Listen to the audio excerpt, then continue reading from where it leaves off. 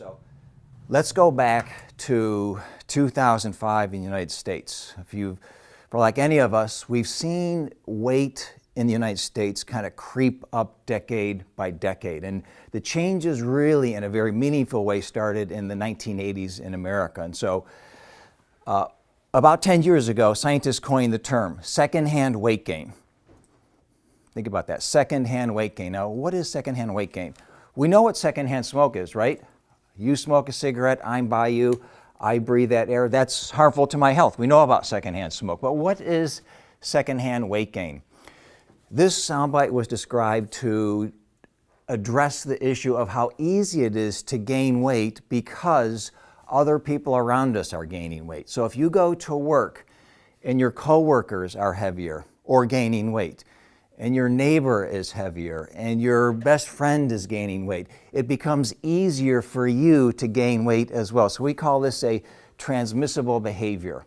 So we often adopt some of the habits of the people we live with and around us, friends, family, coworkers, etc. So secondhand weight gain is something that is becoming much more common in today. And if you're not overweight, you are more and more uncommon in America. So what we're going to do tonight is address what we believe are 5 of the biggest myths. When you combine the secondhand weight gain, Lori, with the fact that we have an increasing number of competing theories, have you noticed that in the United States, there are so many different ideas about how to lose weight and keep it off? It's almost mind-boggling. It's mind-numbing. So you almost get to the point where you resign yourself. You say, forget about it.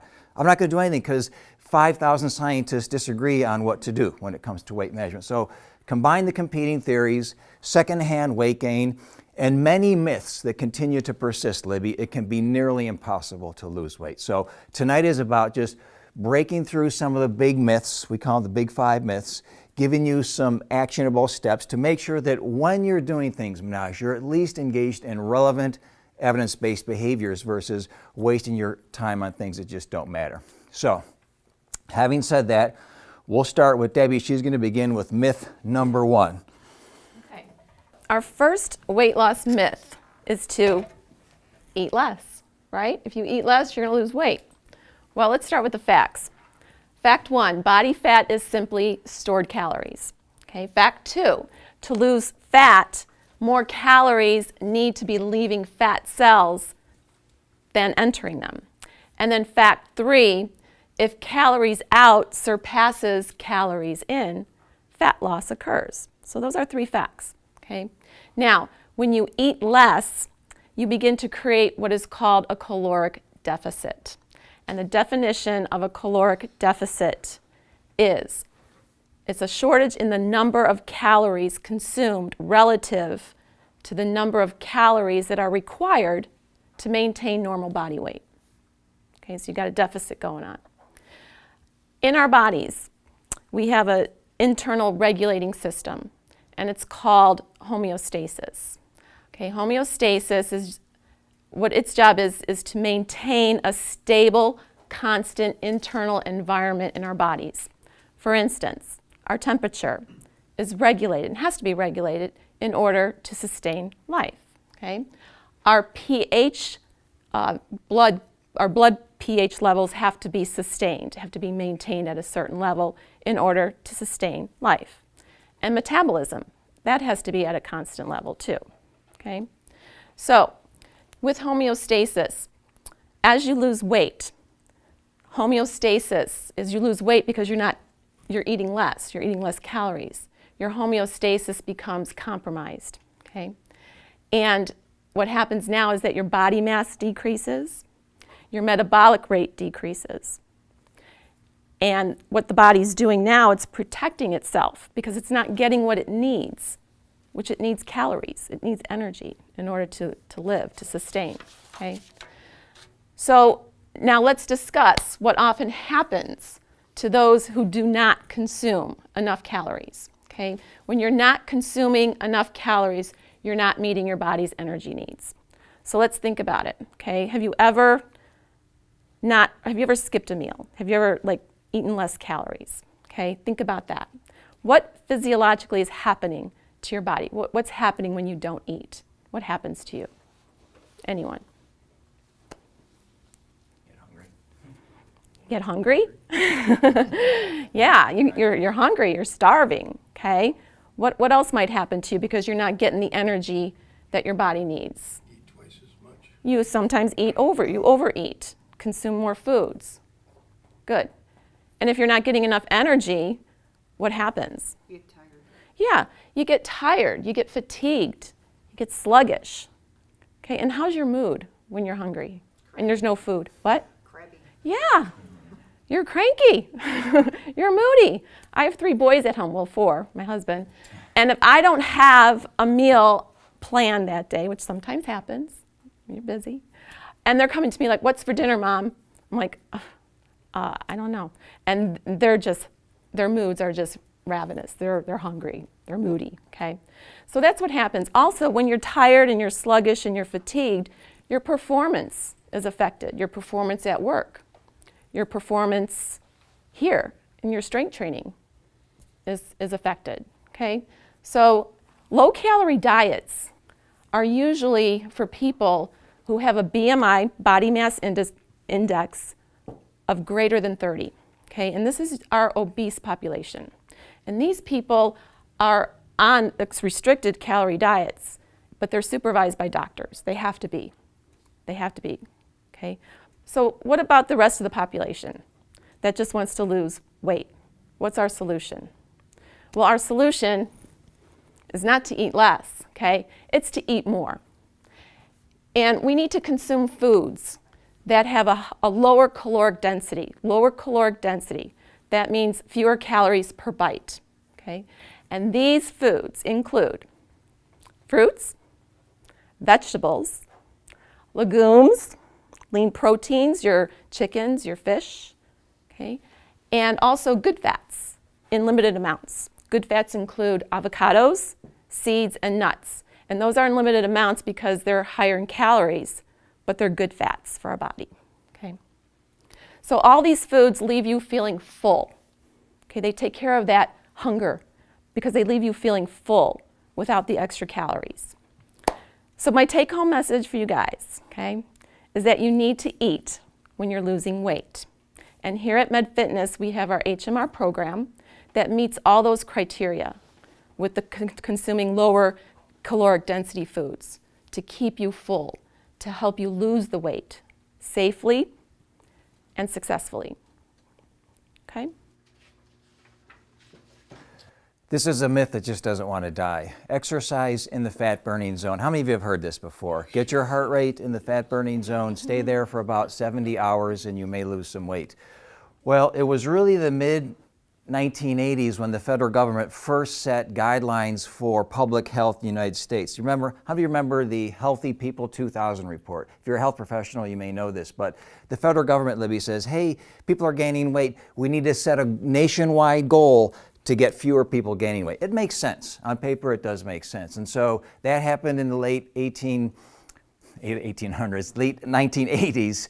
And as a result of that, the fitness industry said, great, let's create programs and equipment that will help Tom burn fat. Again, sounds great on paper. Now this has been studied head to head. We put someone on a fat burning exercise program. We put someone on a program, it's not burning fat at all, it's burning sugar, quote unquote, carbohydrates, glycogen. And we've never found that burning fat matters.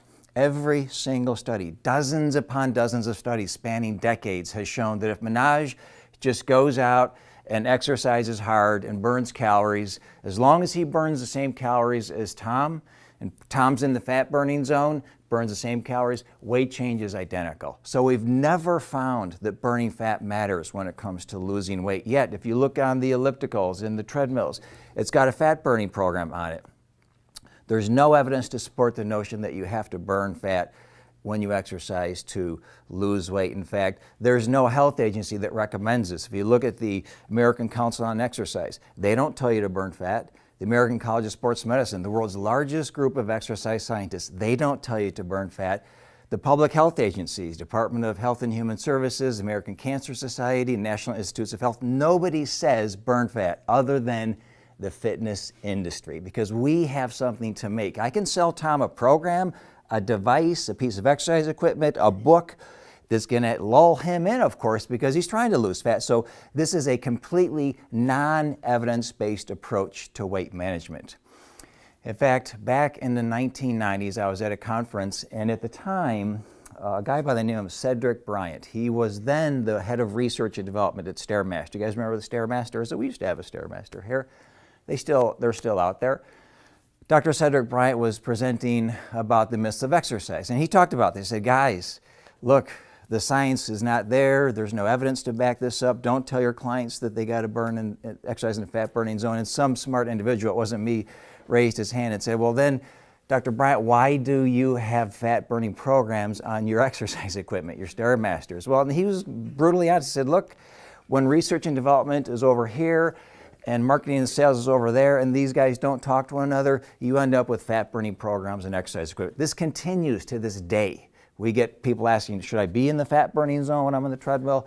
And so there really is no scientific evidence to support this. And so our to-do, our action step, the take-home message here, if you look at the evidence on people who've lost weight and are keeping it off over time, there are some numbers that show up consistency. And those of you who know us, you've heard this before. 2,000 or more calories per week shows up over and over and over again. In fact, the largest database of successful weight loss maintainers in the world comes from a study out of the University of Colorado Health Science Center. It's called the National Weight Control Registry. If you look at these people, they're the most successful people on the planet at keeping off weight. This has been going over for 20 years. They're all burning over 2,000 calories per week of physical activity. So the goal is to burn 2,000. It's just under 300 calories a day if you're going to go out and do something. This is planned activity. This isn't just normal sit, stand, move around, which is okay, but this is planned activity.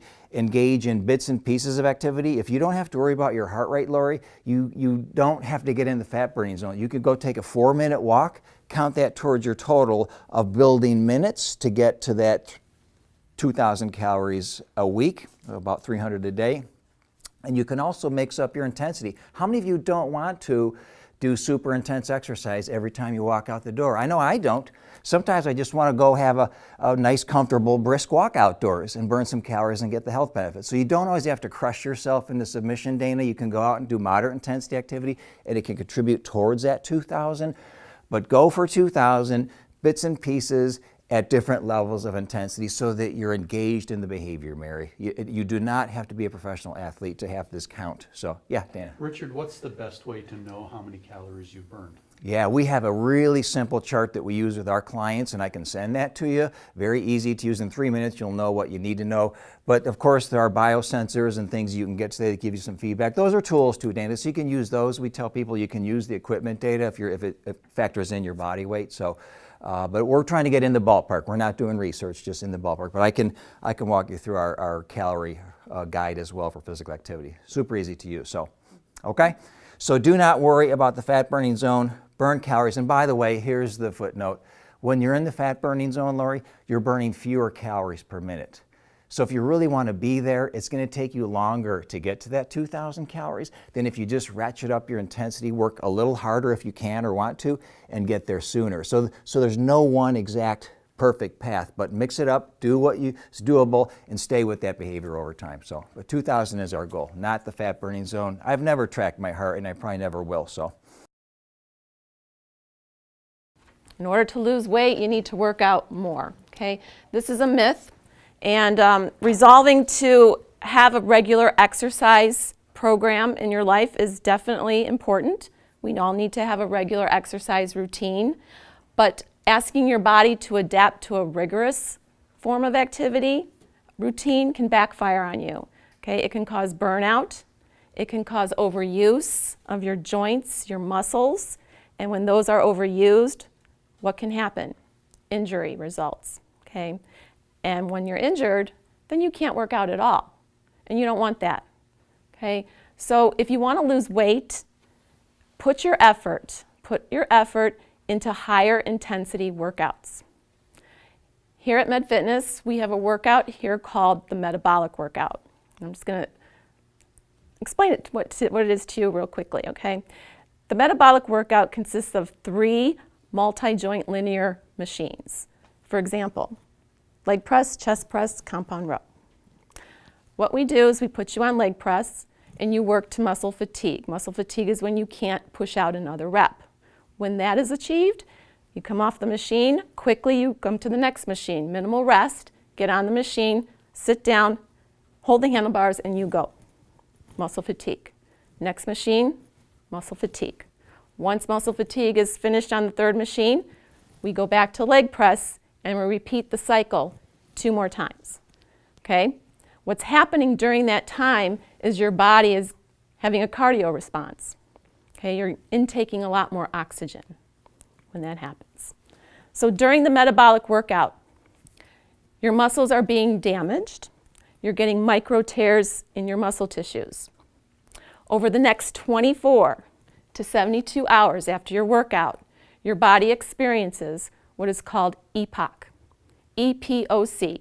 It stands for excess post oxygen excess post oxygen consumption, okay, because your body's taking in all this oxygen. Now basically EPOC rebuilds the muscle tissue, producing lean muscle mass, which ultimately assists during weight loss, lean muscle mass. And what drives EPOC during strength training is the healing process. Okay? So current research of resistance weight training and EPOC has noted a relationship between exercise intensity and higher metabolic rate. For weight management, the evidence suggests that intermittent high-intensity weight training has a more pronounced effect on this EPOC effect. Now, the solution is not to work out more. It's actually to work out less. Okay? Work out less with more intensity to achieve the EPOC effect and lose the weight. Because that's what's going to help you lose the weight successfully, is coming into that EPOC effect with a high intensity workout. Okay? And you don't have to do the workout a lot. It's like maybe once or twice a month is all you need, okay, to get that effect and keep the weight loss at bay, depending what your goals are.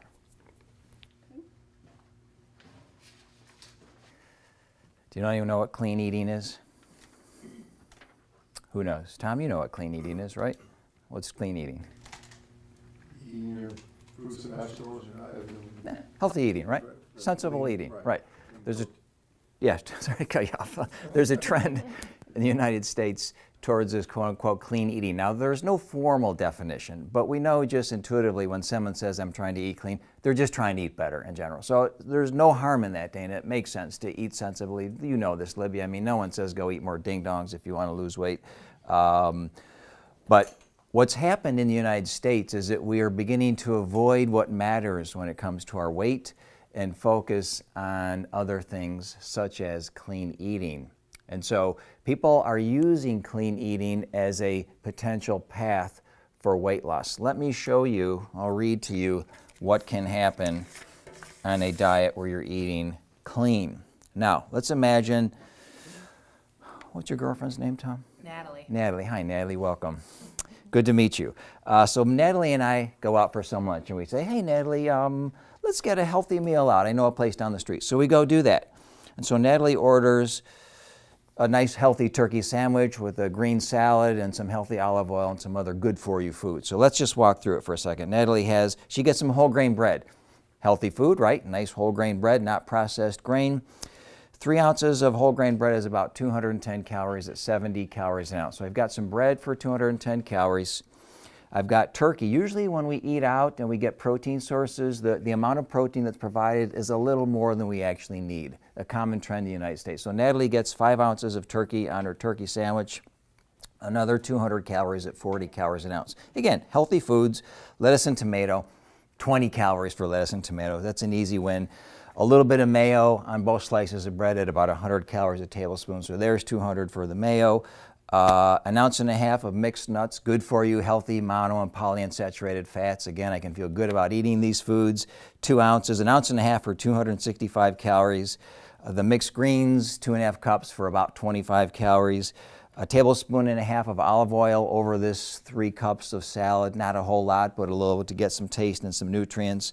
No dessert. She drinks water. She has almost 1,200 calories from this simple, low volume clean meal. Now, if you're a female in the United States and you just had 1,200 calories at a healthy lunch, you better skip breakfast and not eat dinner and not have any snacks, because you've just met 75% of your calorie needs for the day with one clean, healthy meal in a restaurant. And that's not even a high volume meal, is it? I mean, how many of you know, if you went and had a meal out, Lori, it would be easy to do more than just a sandwich and a salad. Whether it's a drink with some calories or something else on the side with some calories, or maybe get lulled into a dessert. So my point being that you can eat sensibly, Libby, you can eat healthy, and it can literally lead to gain weight. At least in our culture it can, where portions are, of course, getting bigger and bigger.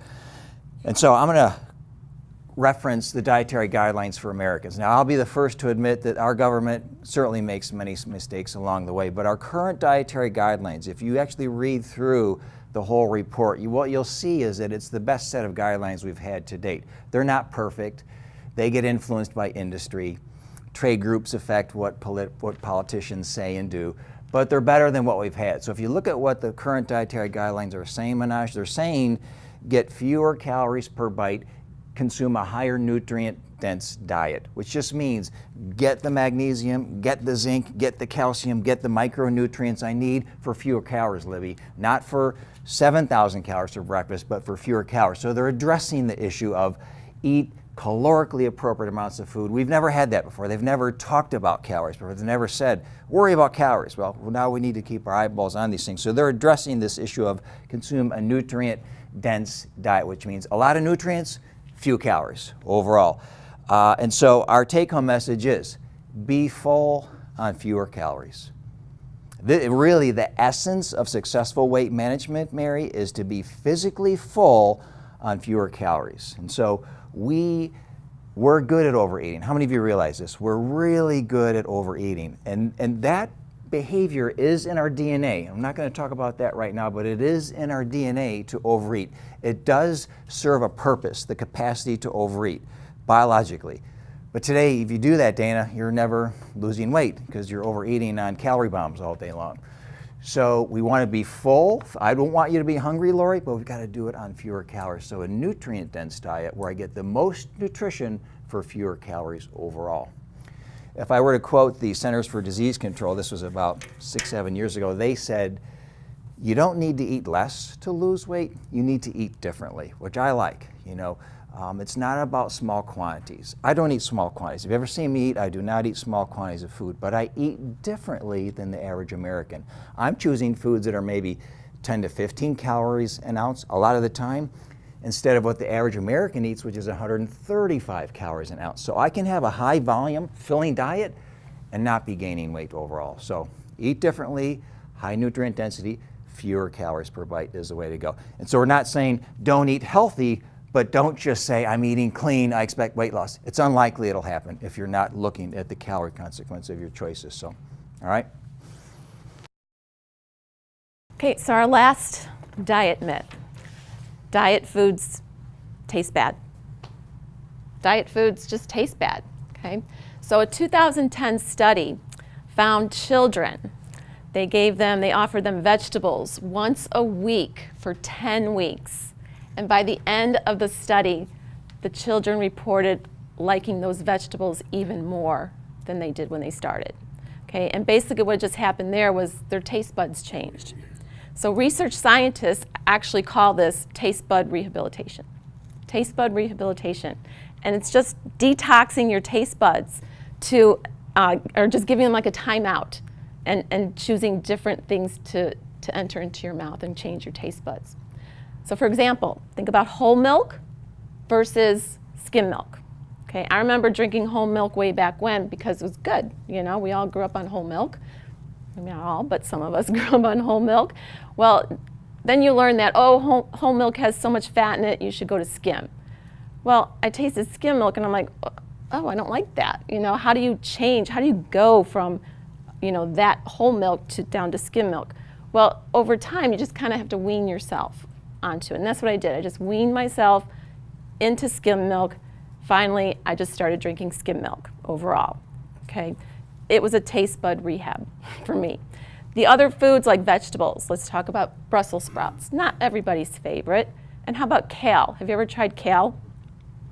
I still don't like kale, but I'm learning to like it because I'm cooking it differently. I'm cooking my Brussels sprouts differently. I'm using seasoned herbs. I'm using blended seasonings, herbs. They all add flavor to our foods. The other things that add flavor are salsa without adding the extra calories. Salsa adds a lot of flavor to different foods without adding the calories. Broth, chicken broth, beef broth, vegetable broth. Add them to your foods. I add vegetable broth to my chili when I make it, and it's really good. It's super good. Less calories, okay? Hot sauce, low sodium soy sauces, and vinegars, plain, flavored, and balsamic vinegars. So there's a lot of way to flavor foods that really aren't that, tasteful. So what we have prepared for you, Joanne, is some butternut squash soup. Okay. Now butternut squash alone isn't that tasty, right? Okay. Wait till you taste this soup that Joanne made. I just want to get your opinion about what you think it tastes, or what you think about it, okay? And it's because she added a lot of flavors to it, different flavors she added, and she also has the recipe for you as well. But it doesn't take very much to add those extra flavors without adding the extra calories to it as well, okay? So we're going to get a chance to eat some of that soup, and you're going to have to tell us what you think about it, okay? So to wrap things up, Richard is going to challenge you on your next step in moving forward with these weight loss myths. Myth number 1, eat less. Your challenge is to consume foods that provide fewer calories per ounce so that you're full on fewer calories. Myth number 2, burn fat when you exercise. Your challenge is to burn at least 2,000 calories per week and not worry about the fat burning zone. Myth number 3, work out more. Your challenge is to focus on exercise intensity, especially when you strength train. Your workout should be brief and infrequent. Myth number 4, eat clean. Your challenge is to consume foods that provide fewer calories per ounce so you're full on fewer calories. And myth number 5, weight loss food tastes bad. Your challenge is to add flavor to your diet by using low-calorie add-ins. To learn more about our HMR Quick Start Weight Loss Kits, schedule a free info session by calling 630-762-1784.